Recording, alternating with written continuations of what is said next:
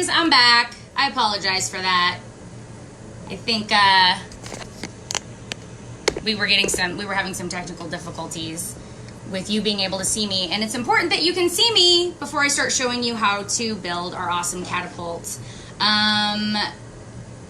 So I'm going to kind of start again. I'm going to talk a little bit about my awesome Eiffel Tower. It's one of my favorite Lego builds that we have, and I love that I get to use all these pastel colors. I have so many Lego bricks at my disposal. I'm so lucky. I'm, again, Lego Erin, coming at you live from Kansas City. Waiting to see some comments come through. See if we've got anybody back with me. Okay, friends. So, like I was saying before, we love it when you watch. Yay! I'm glad that Hunter loves the pastel colors too. Yes, they're my favorite. And part of the fun too is like digging for them. You have to kind of dig around and get those colors that you want. Anyway, as I was saying, we have been putting out videos, and we encourage you to be inspired by them and build something awesome of your own and then share it with us. And then we're going to shout it back out, saying, check this out, what this cool person made, this cool creative thing, and because we inspired them. And you can use the hashtag #PlayWellAtHome. You can see I started to make my own hashtag here, hashtag #PlayWellAtHome. Ooh. Ah.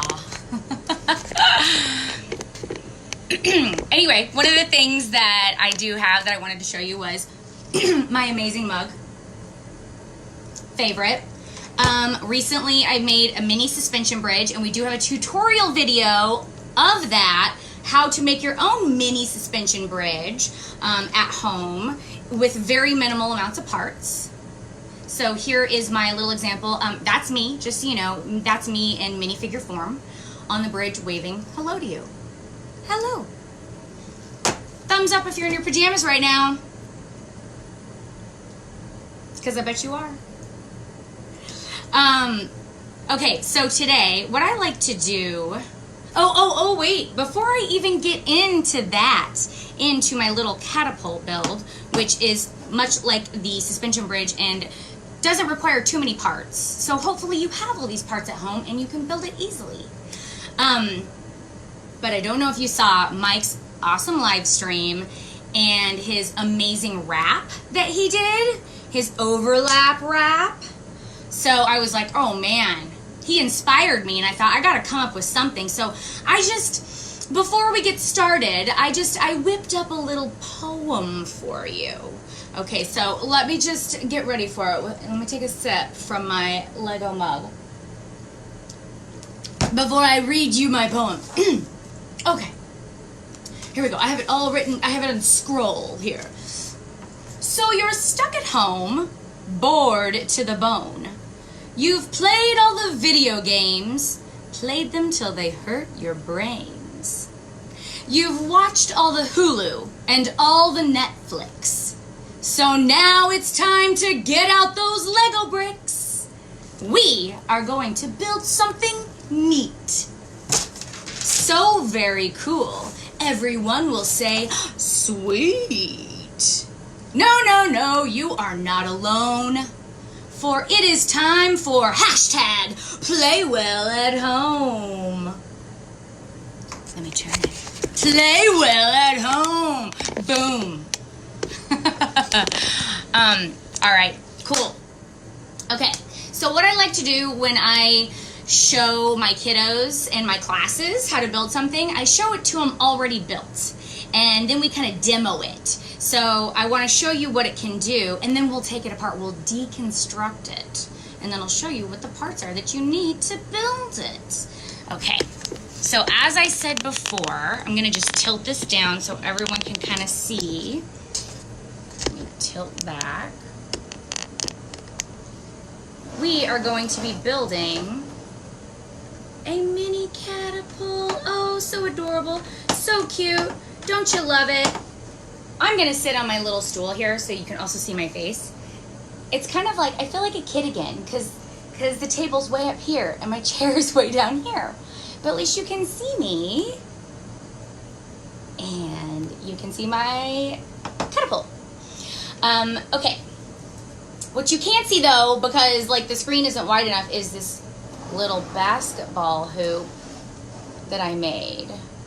So I'm gonna see if I can try to, what I'm gonna do, because I'm gonna test the durability, the validity of my catapults by putting one of these happy squishy balls on my catapult.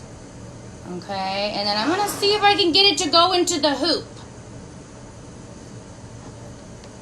So that's why I'm gonna just show you the hoop, because you guys can be my witness whether or not I make a basket.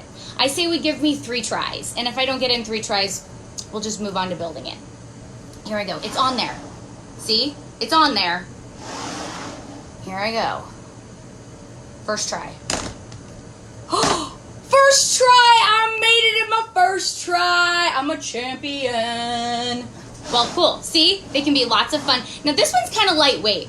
And when you guys build your catapult, I encourage you to try different types of things. Well, and of course, check with your parents and make sure it's okay and that you're safe when you're using your catapult to fling things. But you can try things that are a little bit heavier. Like, so this was a lightweight ball. I also have one that, here, let's see if you can hear this. See, there's like these little pebbles, like sand in it. So it makes it heavier versus my squishy ball, which can't hear it because it's just like fluffy air. Okay, so now we're gonna see if I can make a basket with this one. Again, you're my witness. Here we go. Oh, I didn't make it. So I have to push a little bit harder because it's a little bit heavier. Rim, it hit the rim. This is my 3rd try, and then we're moving on. I made it! All right, cool. Okay, so now let's get to the building portion. I'm going to go ahead and start taking this apart. And I want you to be able to see it. Now, you'll notice that I'm using a brick plate. You don't necessarily need to build this on a brick plate. If you have one of these big plates like this, you can use one of these big plates too. That'll work. I'm going to take my basketball hoop off. So, if you guys want to time me at home, I also do this with my kids just to see how fast I can take everything apart. You can time it, and then for your own fun later after you build it, you can have your parents time you to see if you can beat my time and how fast it takes for you to take it apart. Put your pieces back. So if you're ready, you're steady, let's go. I'm going to take it apart. Now, I hope you're being fair to me and doing 1 Mississippi, 2 Mississippi at home instead of 1, 2, 3, 4, 5, 6, 7, 8, 9. But you should put in the comments how long it takes. Ah. I'll put my hands up when I'm done. I'm done. I took it apart. Okay. So for this, you're going to need a beam with holes in it. And for some of you, you might have a really long one, and that's great. I think the longer the better. If you have shorter ones, I would say this one's got 1, 2, 3, 4, 5, 6, 7, 8, 9, 10, 11, 12, 13, 14. We call these bumps studs. It has 14 studs on top. I think you'd want it to be about this long for it to work well.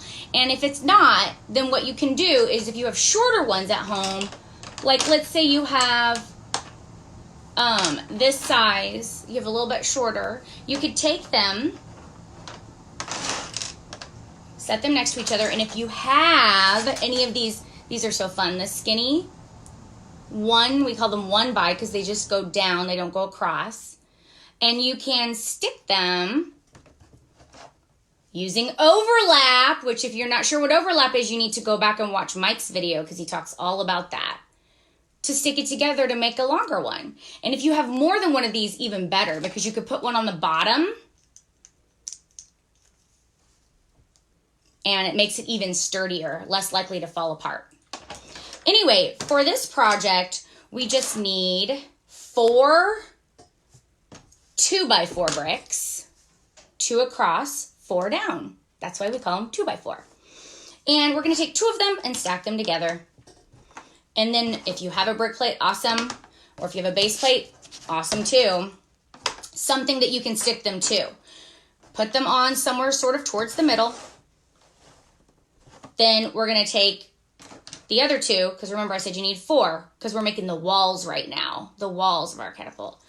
And we're going to put those 2 on top of each other. Boom, like that. Actually, I'm going to use 2 different colors so you can kind of easily see what I'm doing here. And we're going to leave 1 little space in between the 2. 1 little space of studs. Now we're going to make the fun part, which is the catapult part, the lever and the basket. The basket part is the flinging, the stuff that where we put the stuff in to fling it. Okay. So before we attach this here, we're going to take that beam with the holes in it. And if you have a flat plate, that's great. If you don't, you could probably build your basket out of just regular bricks going across.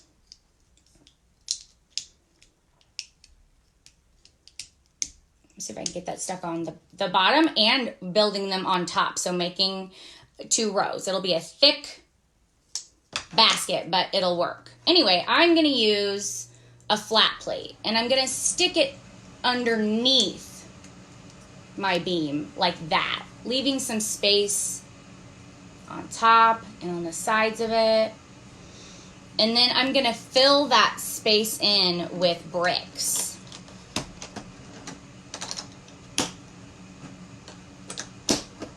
Trying to fill in those gaps. And then I'm so lucky because I have, and if you don't, it's okay. You could just leave it like this. I have another flat plate that's the same size. And I'm going to put that on top like this.